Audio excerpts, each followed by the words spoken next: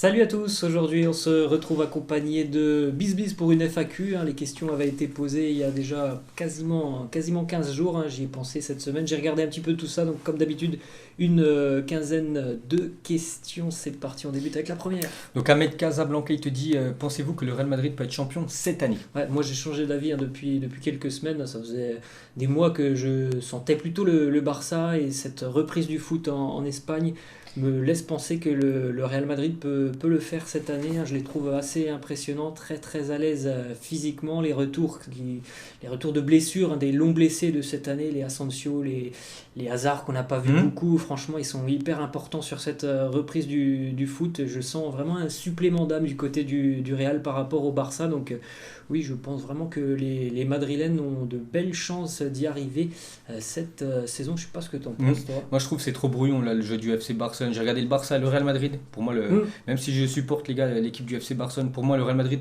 actuellement meilleur que l'équipe du Barça. C'est trop brouillon. Et je pense, et surtout si on regarde les dernières affiches, il y a quand même un avantage pour l'équipe du Real Madrid vu des adversaires, du calendrier. Donc je pars quand même sur aussi le Real champion cette saison. Ensuite, Média, il te dit salut Robinho, tu préfères? Alors c'est entre deux joueurs, Isco ou Coutinho? Isco. Hakimi ou Carvajal? Hakimi. Kevin De Bruyne ou Paul Pogba? De Bruyne. Di Maria ou Sadio Mané? Mané. Jesus ou Lukaku? Gabriel Jesus. Et Oussem Aouar et Pablo Sarabia? Oussem Aouar. Ok. Ensuite, Melvin te dit, est-ce que ta chaîne Robinho va prendre un autre tournant? Est-ce que tu feras des analyses de match ou des analyses tout court sur le foot? Donc tactique, histoire, éco, système.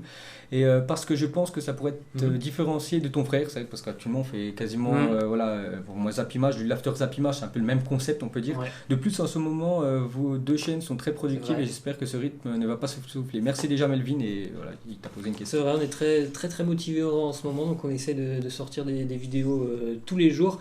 Après moi je travaille aussi à côté des vidéos, donc j'ai pas beaucoup le temps de faire d'autres concepts. Déjà une FAQ, déjà pour moi c'est déjà bien dans la semaine, parce que ça prend pas mal de temps de faire déjà les zappimages. Donc une FAQ c'est un petit peu une autre vidéo pour vous. Je sais que vous aimeriez avoir beaucoup plus de contenu, on va dire différencié, mais c'est vrai que moi c'est quelque chose qui m'intéresse beaucoup, de faire des vidéos notamment sur l'histoire de certains clubs, et au niveau résumé des analyses de matchs, tout ça je l'avais fait notamment, je sais qu'il y a plus d'un an et demi, sur des matchs d'Europa League, Atlético Marseille la finale, des matchs aussi de Coupe du Monde. C'est vrai que ça fait un an et demi que ça n'a pas été fait.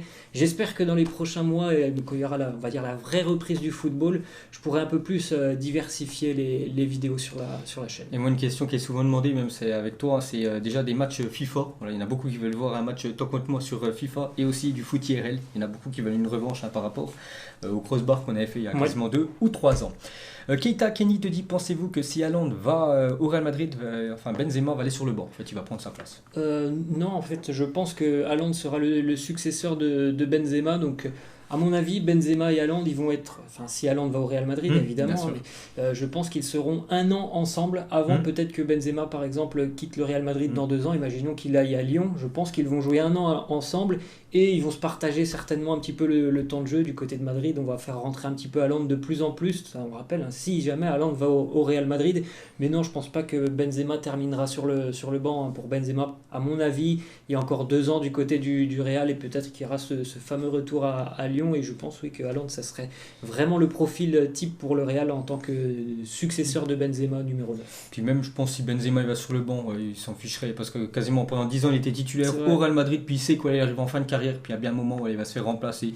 Et on parle de Haaland, et ça peut être aussi Mbappé, par exemple, dans le même registre. Ensuite, Zern First, il te dit, pensez-vous que Gignac pourrait finir sa carrière en Ligue 1 du côté de Marseille, un club où il a déjà joué? Ouais, il est amoureux de l'Olympique de Marseille, André-Pierre Gignac. Après, Gignac, je pense qu'il a 35, 34, quelque chose comme ça. Donc à mon avis, c'est pas dans les plans de l'Olympique de Marseille déjà de recruter un attaquant de cet âge-là, et je pense vraiment qu'il est très très bien du côté du Mexique. C'est hallucinant le nombre de buts qu'il a marqué en 4-5 ans là-bas.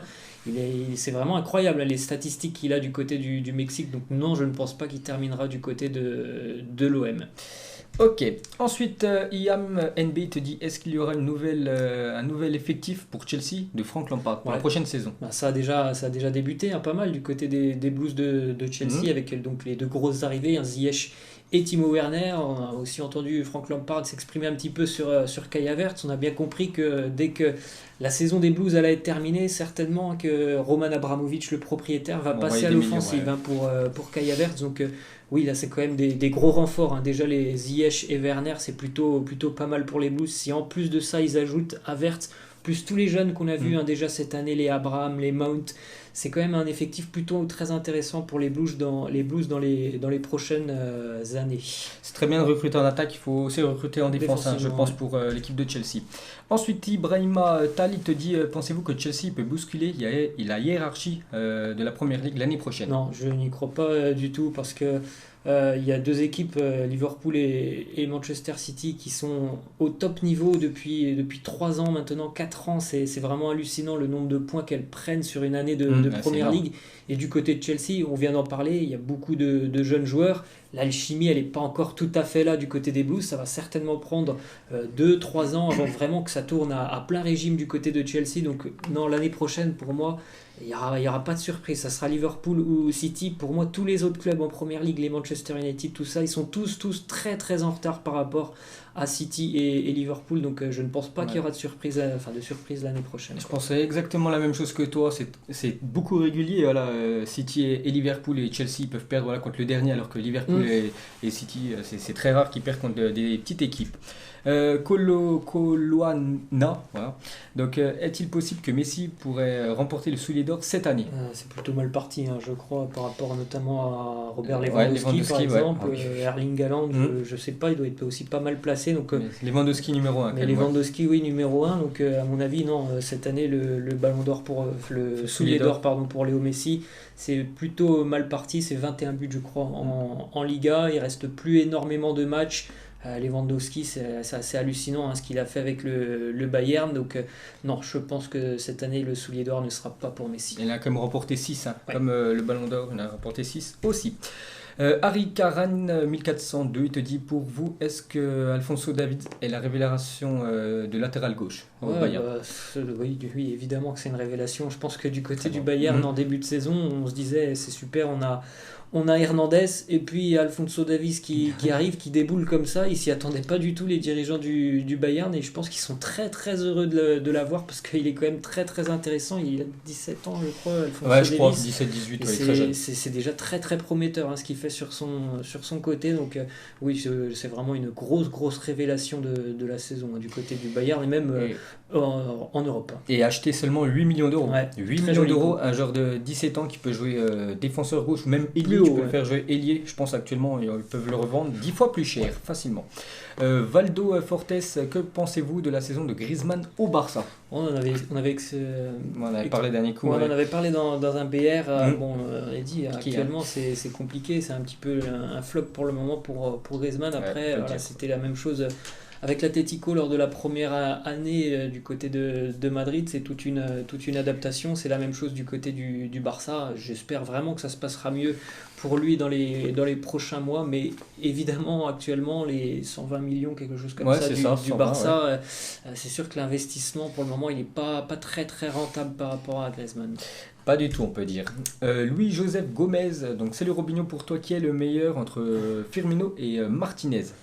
Continue comme ça, ta chaîne est super. Ouais, merci. C'est pas vraiment des profils qui sont similaires. Je trouve vraiment que Lautaro, moi, c'est plutôt le pur numéro 9. Et Roberto Firmino, il peut jouer un petit peu. Il est évidemment aussi numéro 9, mais il peut aussi beaucoup. Il préfère que les autres marques, on va dire. Voilà. Participer au collectif. Après, je pense que Lautaro va devenir aussi certainement dans les prochaines années, puisqu'il a que 22 ans.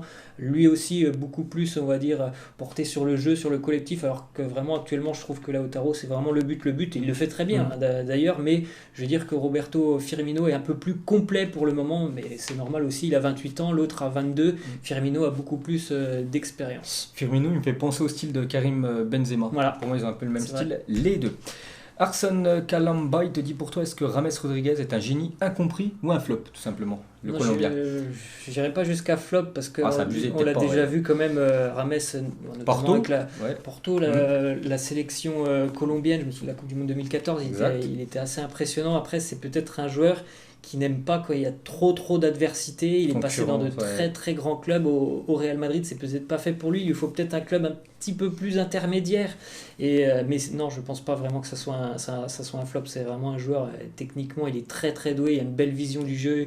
Il a un coup de pied magnifique. Après, voilà, ça se passe pas bien à Madrid. Certainement, il y a beaucoup trop de concurrence. Je pense qu'il faut vraiment qu'il parte, qu'il trouve un club qui lui donne déjà beaucoup plus de temps de jeu. Ça serait la meilleure décision pour lui, je pense. T'as très bien tout résumé. Beach, il te dit, penses-tu que Griezmann est un flop au Barça et qui est le plus fort entre lui et Neymar? Donc on va juste répondre à la deuxième question. Après, c'est pas comparable du tout entre Griezmann et Neymar. Si tu es un président d'un club, si on te demande tu vas recruter qui entre Griezmann et Neymar pour te faire gagner des matchs, évidemment tu vas prendre Neymar. Il est beaucoup plus complet dans tous les registres, si ce n'est le registre défensif. Mais là on parle quand même de joueurs de profil offensif, donc il n'y a pas de comparaison possible. Neymar est à 1000 lieues de Griezmann pour moi. Largement.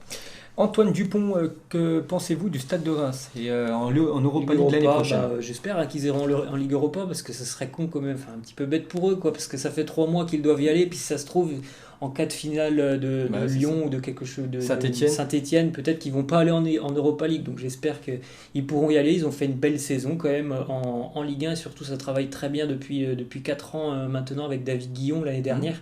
Où il y a 2 ans en Ligue 2, c'était record de points de Ligue 2, record de victoires. Il y a toujours des jolis coups au niveau du recrutement du côté de Reims, donc c'est une belle récompense. Après, il ne faut pas s'attendre à des miracles s'ils vont en Ligue Europa. Je pense d'ailleurs que ça peut leur plomber leur saison un petit peu de Ligue 1.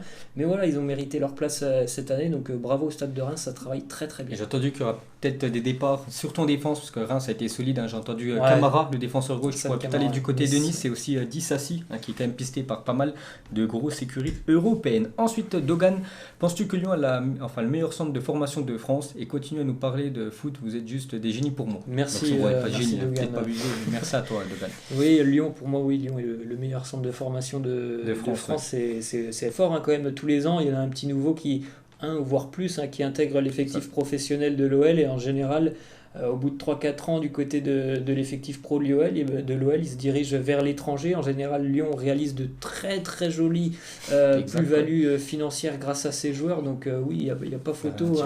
Et ça sort très bien, et ça travaille très bien du côté de la formation de l'OL. Voilà les amis, c'est la fin de cette FAQ. Nous on vous laisse et on vous dit à la prochaine. Ciao.